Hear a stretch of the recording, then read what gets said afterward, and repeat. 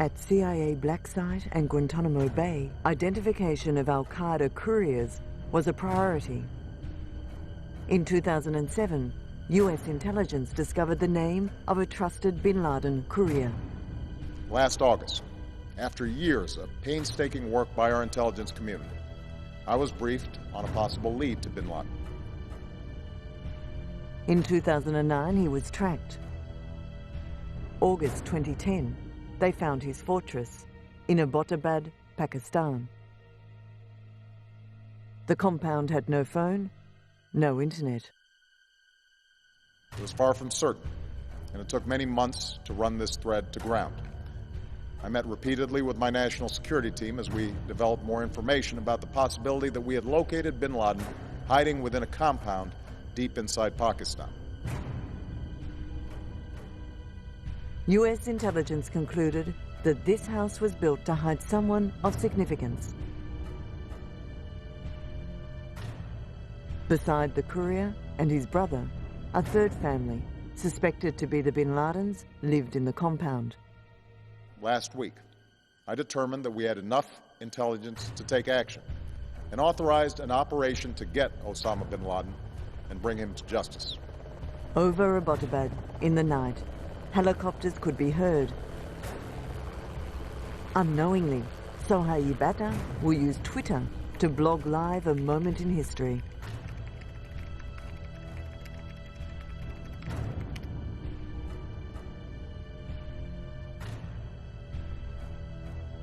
Today, at my direction, the United States launched a targeted operation against that compound in Abbottabad, Pakistan.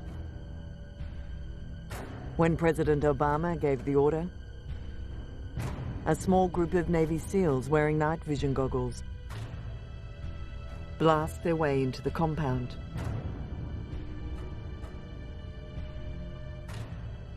In the Situation Room at the White House, officials were able to follow the operation in real time.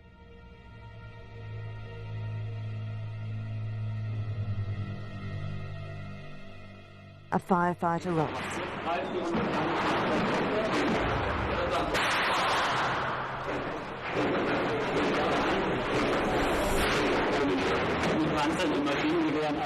But the video link is cut for a long period of time, adding to the tension. The operation will last 40 long, heart-stopping minutes.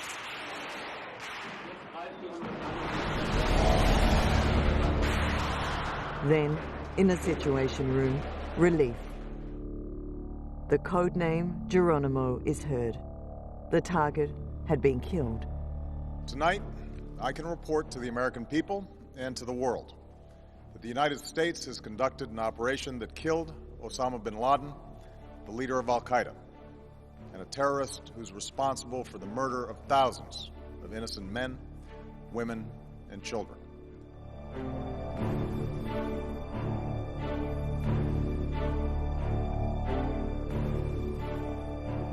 It was nearly 10 years ago that a bright September day was darkened by the worst attack on the American people in our history.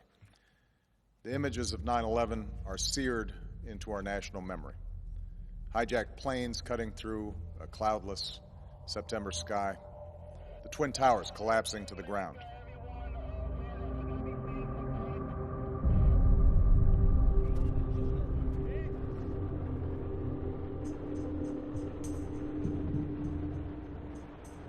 Black smoke billowing up from the Pentagon, the wreckage of Flight 93 in Shanksville, Pennsylvania, where the actions of heroic citizens saved even more heartbreak and destruction. And yet we know that the worst images are those that were unseen to the world. The empty seat at the dinner table, children who were forced to grow up without their mother or their father, parents who would never know the feeling of their child's embrace, nearly 3,000 citizens taken from us, leaving a gaping hole in our hearts. On September 11th, 2001, in our time of grief, the American people came together. We offered our neighbors a hand, and we offered the wounded our blood. We reaffirmed our ties to each other and our love of community and country. On that day, no matter where we came from, what God we prayed to, or what race or ethnicity we were united as one American family. We were also united in our resolve to protect our nation and to bring those who committed this vicious attack to justice. The September 11 attack shocked Americans. America had been the target of terrorist attacks in the past, but most of them happened overseas. These attacks were seen as isolated cases by Americans. That perception will change on 9/11, when it became clear that America was now a target. Soon after the attack, al-Qaeda and Osama Bin Laden were blamed. America had been attacked and was not likely to give up without a fight. The deliberate and deadly attacks which were carried out yesterday against our country were more than acts of terror. They were acts of war. This will require our country to unite in steadfast determination and resolve. Freedom and democracy are under attack. The American people need to know we're facing a different enemy than we have ever faced. This enemy hides in shadows and has no regard for human life. This is an enemy who preys on innocent and unsuspecting people, then runs for cover. But it won't be able to run for cover forever. This is an enemy that tries to hide, but it won't be able to hide forever. This is an enemy that thinks its harbors are safe, but they won't be safe forever. This enemy attacked not just our people, but all freedom-loving people everywhere in the world. They think freedom is our vulnerability. It is our strength. We will need that strength in the days ahead. Throughout our proud history, we have met every challenge, and we will meet this challenge. The 9/11 attacks were carried out by a small group of fanatics.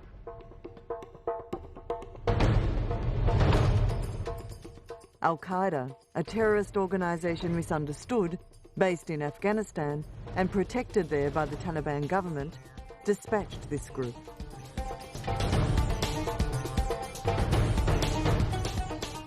In Afghanistan, al-Qaeda was able to provide training to some of the suspected 9/11 terrorists, including Mohammed Atta.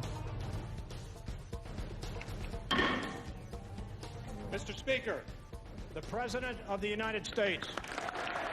This organization, al-Qaeda, had Bin Laden as its leading figure, and on September 21, 2001, George Bush made it clear al-Qaeda and Bin Laden presidency, war on terror, and finding Bin Laden became priority number one.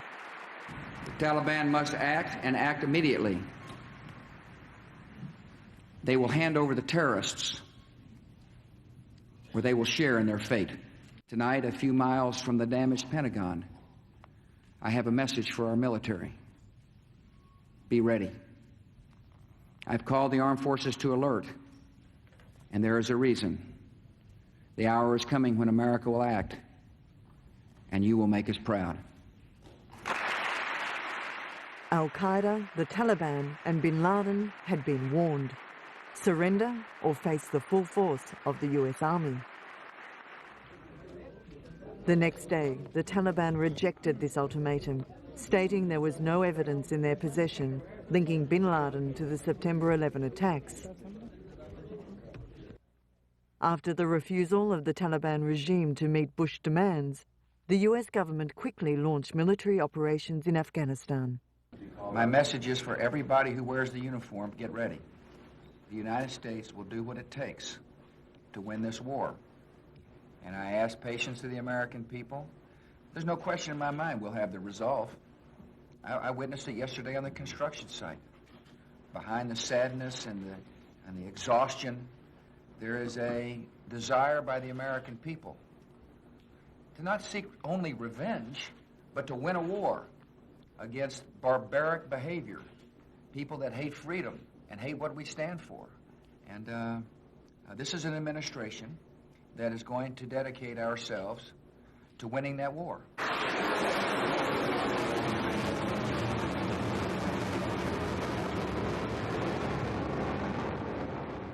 On October 7, 2001, airstrikes started in the capital, Kabul, at the airport, at Kandahar, home of the Taliban's supreme leader, Mullah Omar, and in the city of Jalalabad.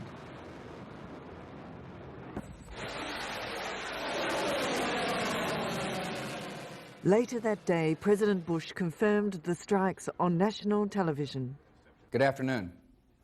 On my orders, the United States military has begun strikes against al-Qaeda terrorist training camps and military installations of the Taliban regime in Afghanistan. These carefully targeted actions are designed to disrupt the use of Afghanistan as a terrorist base of operations and to attack the military capability of the Taliban regime. We are joined in this operation by our staunch friend, Great Britain. Other close friends, including Canada, Australia, Germany, and France, have pledged forces as the operation unfolds.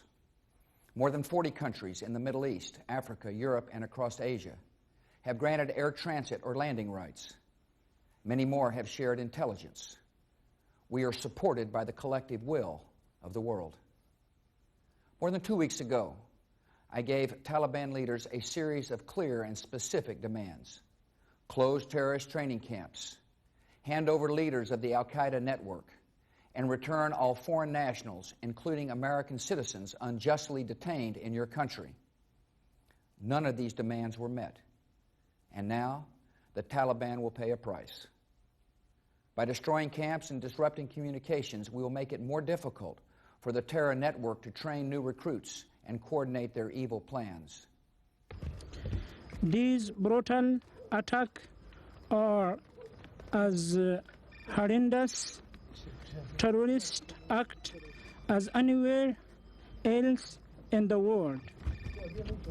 America will never achieve its political goals by launching horrendous attack on the Muslim people of Afghanistan.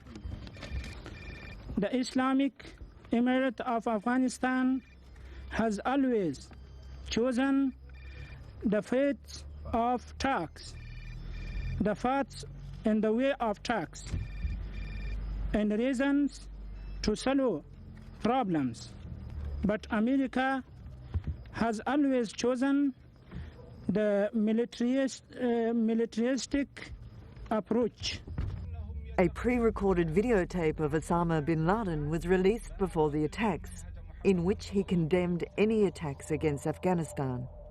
In early October, 82-year-old Afghan Yunus Khalis, who controlled a large part of the country's east, including the city of Jalalabad and the cave complex at Tora Bora, offered Bin Laden and the al-Qaeda leaders a safe sanctuary. Khalis and Bin Laden had known each other since the 1980s, when Afghan Mujahideens battles against the Soviet Union. Bin Laden accepted Khalis's offer and arrived in Jalalabad in early November. Americans and NATO focused the strikes on and around the cities of Kabul, Jalalabad, and Kandahar. Following the first few days of bombing, most Taliban and al-Qaeda training sites were destroyed or severely damaged. The campaign then focused on command, control, and communication targets, which weakened the ability of the Taliban forces to communicate. When the bombing around Jalalabad intensified, Bin Laden fled into the caves of Tora Bora, south of the regional capital. Bin Laden knew the region well. Years earlier, he helped build the complex, and it is believed that some of al-Qaeda's training camps were situated in those mountains. In late November, days after Bin Laden had arrived in the area, US intelligence tracked him to Milawa, just below the peaks of Tora Bora. An airstrike was called. For 60 hours, B-52s and F-15s bombed the area.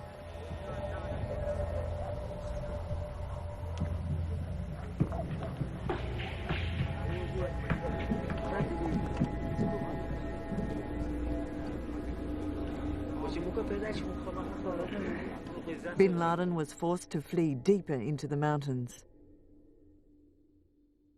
CIA Field Commander Bernstein, who was charged with finding Bin Laden, requested 800 Rangers to be placed between Bin Laden and the Pakistani border in order to be able to launch a ground attack on his position.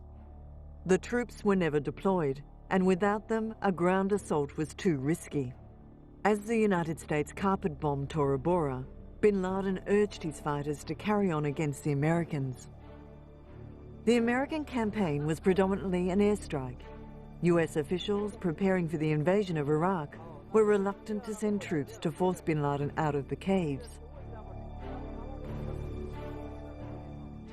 Officers on the ground were told that Pakistan would help them to block Bin Laden's escape route to Pakistan if he tried to cross the border. But in early December, Pakistani President Pervez Musharraf made it clear to US officials he didn't want to commit troops without American support. At Tora Bora, the secretive Delta Force, the elite Special Operations Unit, planned to get to Bin Laden from behind, crossing into the terrorist hideout from Pakistan. According to the leader of the Delta Force team, the plan had a better chance of succeeding than any frontal assault. The Pakistani forces never made it, and the border was never secured. Delta Force's plan had to be abandoned. They were then forced to align their mission with the Afghan Mujahideen and stay on the Afghanistan side of the border. On December 10, Delta Force got a tip as to the general location of Bin Laden in the Tora Bora area. 30 members of the team launched an assault on the position, but when some soldiers were abandoned by their Afghan allies behind enemy lines, the team stopped its advance and aborted the mission.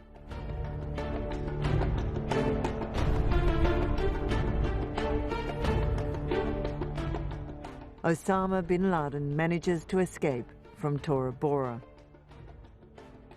US investigators will later learn that he didn't go south into Pakistan tribal area as first thought. Instead, took a route north back to Jalalabad. This was a risky move as he would have to pass approaching US and British forces. According to official account, Bin Laden rested in Jalalabad before leaving on horseback for a long journey to the Konar province in Afghanistan's far northeast. He is believed to have stayed there for 10 months. US authorities stayed on the hunt, but from there the trail had gone cold. US forces at Tora Bora had come very close indeed to locating Bin Laden, yet he managed to slip away, vanishing completely. Several years went by without a single tip, surveillance photos or monitored transmission of any value. Tora Bora taught the Americans a lesson. It was a bad idea to rely on Afghans or Pakistanis to capture or kill Bin Laden. After Tora Bora, the Americans knew that next time an occasion to capture Bin Laden arose, they will do it themselves. The Battle of Tora Bora will reinforce the mythical figure of Bin Laden that started more than 30 years ago.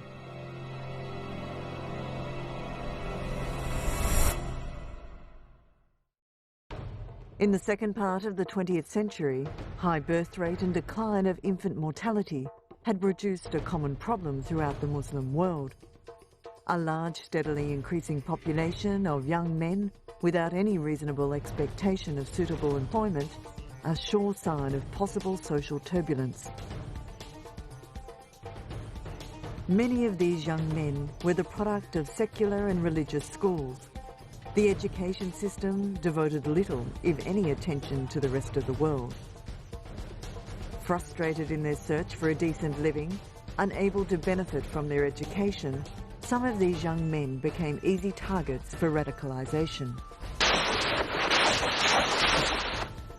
A decade of conflict in Afghanistan from 1979 to 1989 will give those young men a rallying point and training field. A communist government in Afghanistan gained power in 1978, but was unable to establish lasting control. At the end of 1979, the Soviet government sent in a military unit to ensure that the country would remain securely under Moscow's influence. The response was an Afghan national resistance movement, the Mujahideens, which defeated Soviet forces.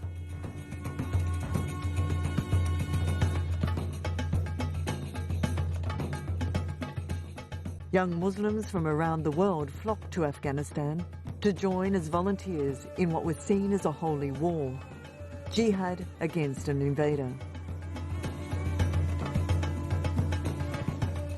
The largest numbers came from the Middle East. Some were Saudis.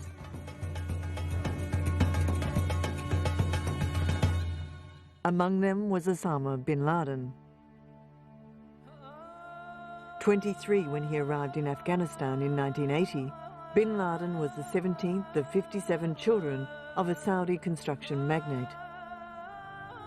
By some accounts, he had been interested there in religious studies, inspired by tape recordings of fiery sermons by Abdullah Azam, a Palestinian and a disciple of Qutb. Though he took part in at least one actual battle, Bin Laden became known as a person who generously helped fund the anti-Soviet jihad.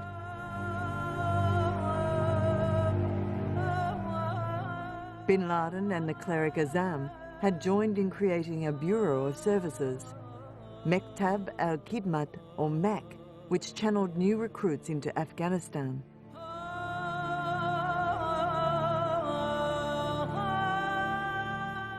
The international environment for Bin Laden's efforts was ideal. Saudi Arabia and the United States supplied billions of dollars worth of secret assistance to rebel groups in Afghanistan fighting the Soviet occupation.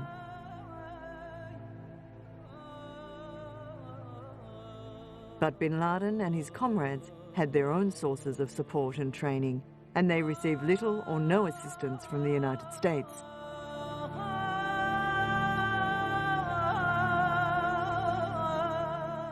April 1988 brought victory for the Afghan jihad. Moscow declared it would pull its military forces out of Afghanistan within the next 9 months. As the Soviet began their withdrawal, the jihad's leaders debated what to do next. Bin Laden and Azam agreed that the organization successfully created for Afghanistan should not be allowed to dissolve. They established what they called a base or foundation as a potential general headquarters for future jihad. Al-Qaeda was born. After the war, many foreign mujahideens stayed in Afghanistan and took Afghan wives. Others returned with their experience, ideology and weapons to their home countries, often proceeding to fight jihad against the government there.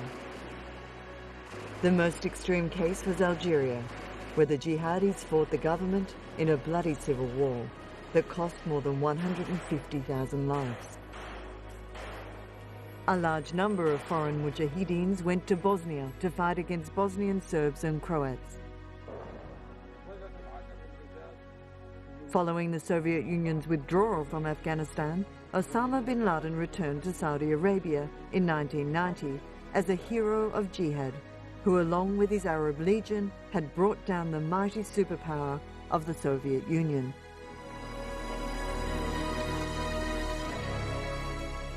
In August 1990, Iraq invaded Kuwait.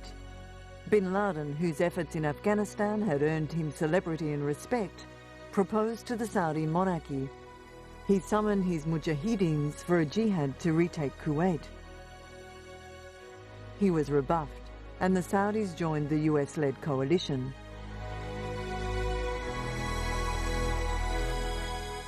After the Saudis agreed to allow US armed forces to be based in the kingdom, Bin Laden and a number of Islamic clerics began to publicly denounce the arrangement. The Saudi government exiled the clerics and undertook to silence bin Laden by taking away his passport.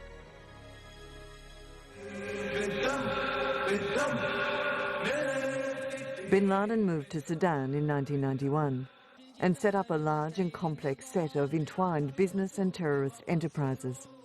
Meanwhile, al-Qaeda finance officers and top operatives used their positions in bin Laden's businesses to acquire weapons, explosives and technical equipment for terrorist purposes. Bin Laden began delivering threats against the United States before he left Saudi Arabia. He continued to do so after he arrived in Sudan. In early 1992, the al-Qaeda leadership issued a fatwa calling for jihad against the Western occupation of Islamic lands. Bin Laden will become a leading figure for many young Muslims.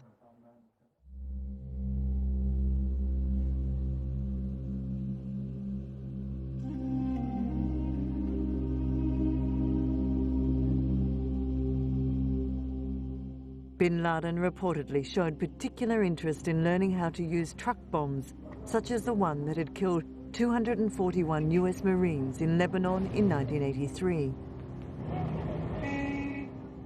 The blast led to the withdrawal of the international peacekeeping force. While his allied Islamist groups were focused on local battles, such as those in Egypt, Algeria, Bosnia or Chechnya, Bin Laden concentrated on attacking the far enemy, the United States.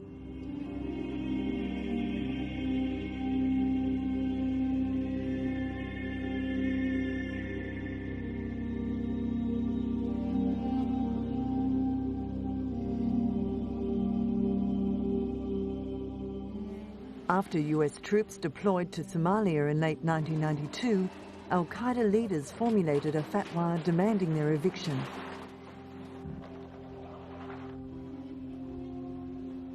In December, bombs exploded at 2 hotels in Aden, where US troops routinely stopped en route to Somalia, killing 2, but no Americans. In October 1993, shoot-down of 2 US Black Hawk helicopters by members of a Somalia militia group led to the withdrawal of the US forces in early 1994.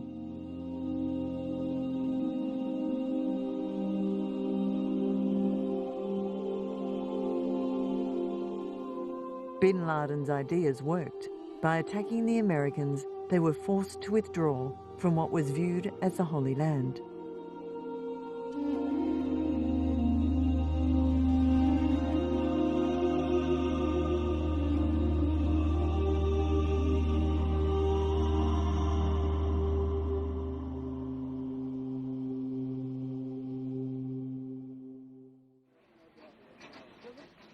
In June 1996, an enormous truck bomb detonated in the Khobar Towers residential complex in Dhahran, Saudi Arabia, that housed US Air Force personnel. 19 Americans were killed and 372 were wounded. The operation was carried out principally by Hezbollah. While the evidence of Iranian involvement is strong, there are also signs that al-Qaeda played some role. Let me be very clear.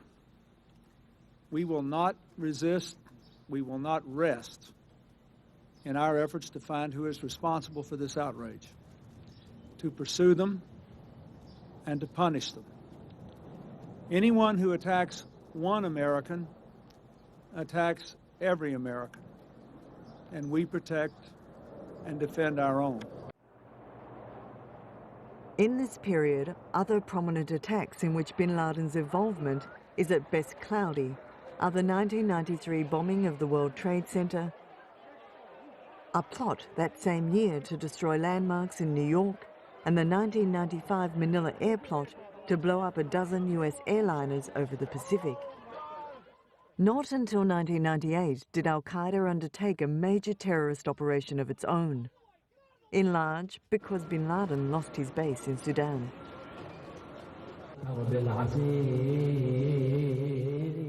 He returned to Afghanistan on a chartered plane and flew to Kabul before settling in the Nazm Jihad compound in Jalalabad.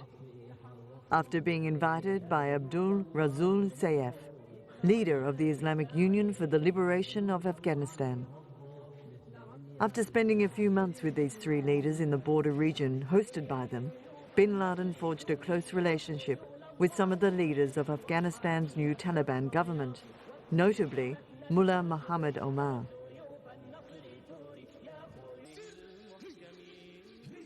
Bin Laden supported the Taliban regime with financial and paramilitary assistance, and in 1997 he moved to Kandahar, the Taliban stronghold.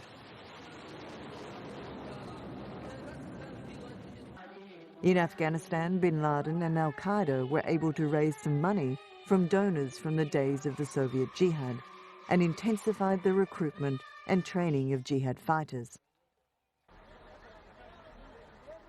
A safe haven in Taliban's controlled Afghanistan was created. By 1998, al-Qaeda felt comfortable enough in this sanctuary to issue a declaration of war against Americans and later a fatwa to kill Americans and their allies.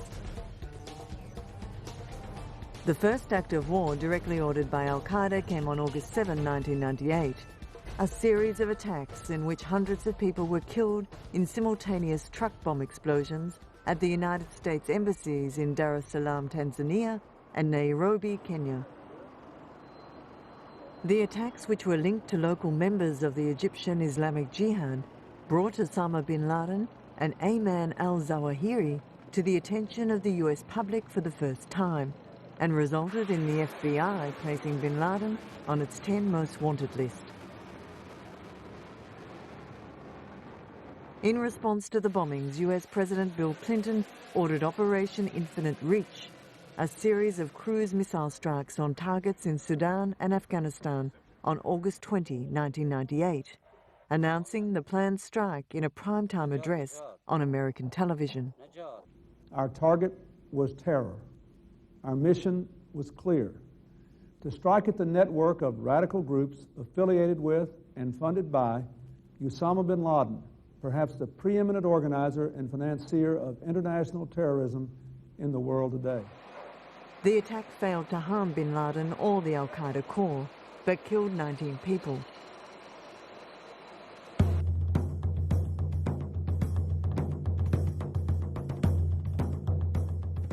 On October 12, 2000, USS Cole was in Aden Harbour for a routine fuel stop. A small craft approached the port side of the destroyer, and an explosion occurred, putting a 40 by 40 foot gash in the ship's port side. 17 sailors were killed and 39 others were injured in the blast. Terrorists are determined to intimidate and prevent the United States from pursuing our worldwide national security interests, and they will continue to tenaciously look for exposed seams in our force protection armor. The attack was organized and directed by Bin Laden. Inspired by the success of the attack, al-Qaeda Commandment Corps began preparing an attack on the American soil.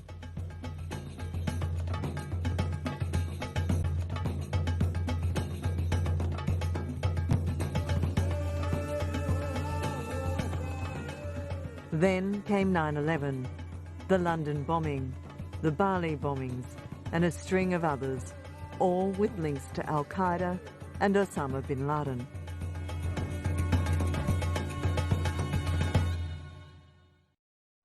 In Tora Bora, failure by the United States to commit enough US ground troops to hunt him led to his escape.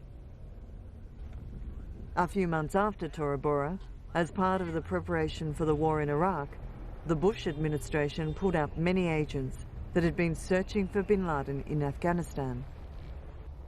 In America, frustration was mounting over the long search. Some argued that focusing efforts on strikes against bin Laden and al-Qaeda should be the priority over Iraq. Others said that the best way to contain terrorism was to fight the enemy where he lived. As that debate raged, analysts in the CIA unit dedicated to hunting for bin Laden began to search in a new way. The al-Qaeda leaders didn't know where bin Laden was, but still managed to get instructions from him. In 1998, Bin Laden's satellite phone calls were intercepted and he was located, leading to the airstrikes. After the strikes, Bin Laden stopped using the satellite phone. So the most important question for CIA agents became, how does Bin Laden communicate?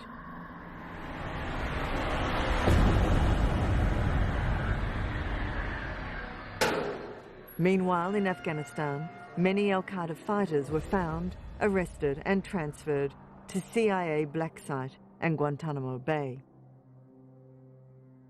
Identification of al-Qaeda couriers became an early priority for interrogators in various detention camps. Many believe Bin Laden was communicating through such couriers, concealing his whereabouts from al-Qaeda foot soldiers and top commanders.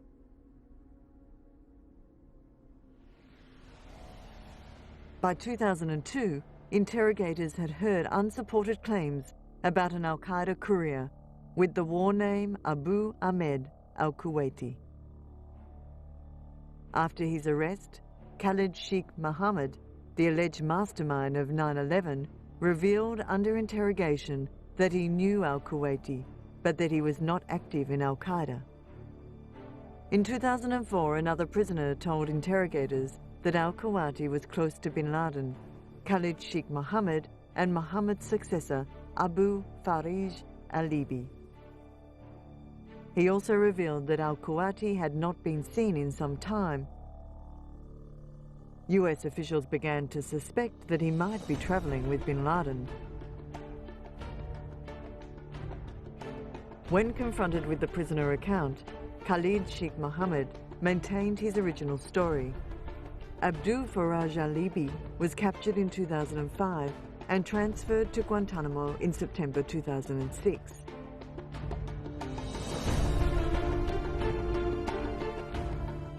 He told CIA interrogators that Bin Laden's courier was a man named Malawi Abdallah Khalik Shan and denied knowing al-Kuwaiti.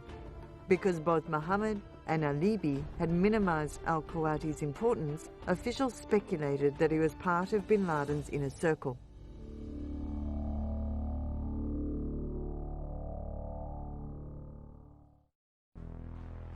In 2007, officials learned al-Kuwaiti's real name, but did not disclose it. In 2010, the CIA intercepted a phone conversation between another suspect and al-Kuwaiti. They located al-Kuwaiti in August and followed him to a large, newly built compound in Abbottabad, Pakistan. Surveillance photos and intelligence reports were used to determine the identities of the inhabitants of the Abbottabad compound. In September, it became clear that the compound was custom built to hide someone of significance, very likely Bin Laden. Built in 2004, the three-story compound is located at the end of a dirt road, northeast of the city centre. Located on a large plot of land, it is surrounded by a 12 to 18-foot concrete wall topped with barbed wire. The third-floor balcony has a 7-foot-high privacy wall, tall enough to hide the 6'4" Bin Laden. There is no internet, no phone. Residents burned their own trash. US intelligence established a safe house in Abbottabad from which they observed the compound over a number of months.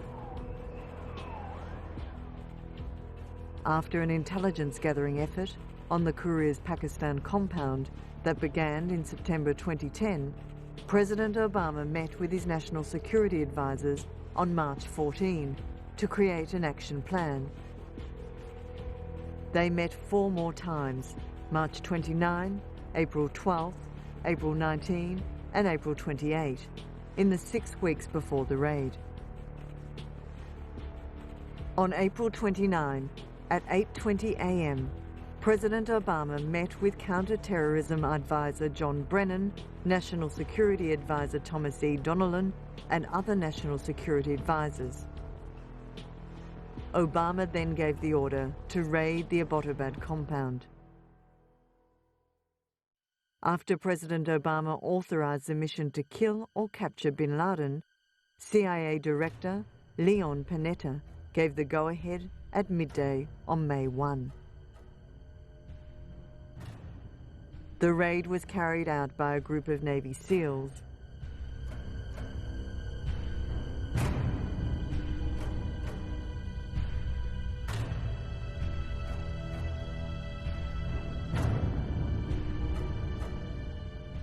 The SEALs flew into Pakistan from a base in Afghanistan.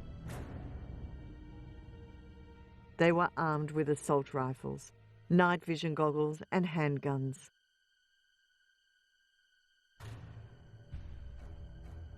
The raid was scheduled for a time with little moonlight, so the helicopters could enter Pakistan low to the ground and undetected.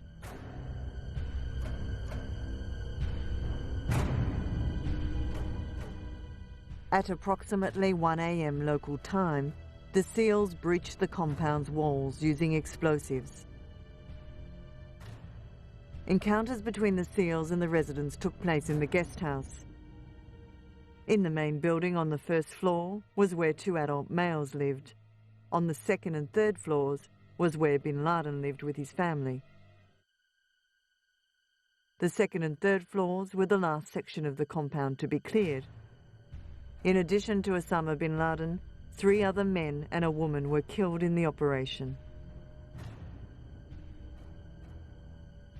The SEALs encountered several women and children during the raid.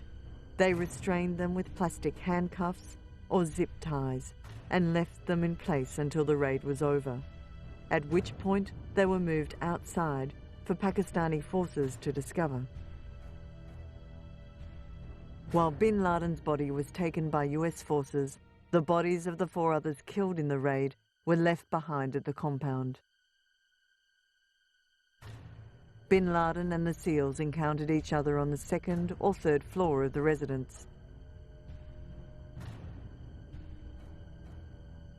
The SEALs quickly followed him into his room and shot him. He was later found to have 500 euros and 2 phone numbers stitched into his clothes. There were weapons in his room, including an AK-47 and a Marikov pistol. However, bin Laden himself was not armed, but nonetheless resisted capture before being shot. Bin Laden was killed by a shot to the chest, followed by one above the left eye. This was a great victory for the Obama administration. As President Obama said last night, Osama bin Laden is dead and justice has been done. And today I want to say a few words about what this means for our efforts going forward. First, I want to offer my thoughts and prayers to the thousands of families whose loved ones were killed in Osama bin Laden's campaign of terror and violence, from the embassy bombings in Africa to the strike on the USS Cole to the attacks of September 11th, 2001, and so many more. These were not just attacks against Americans, although we suffered grievous losses.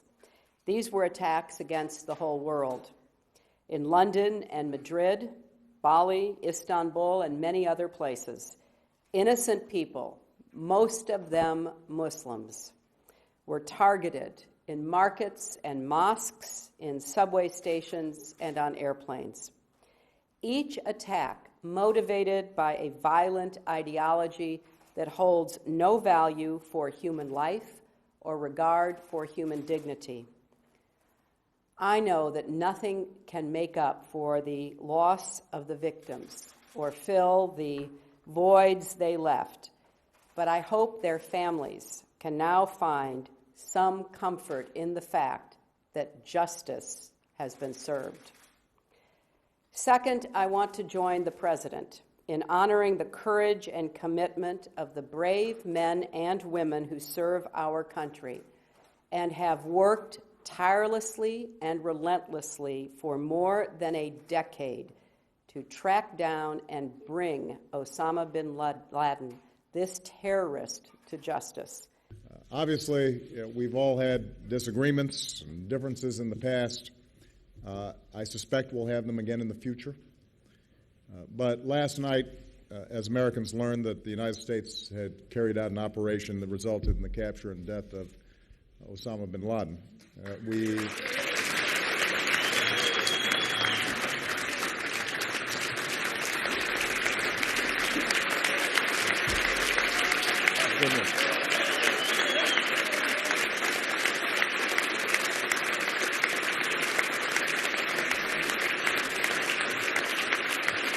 Thank you.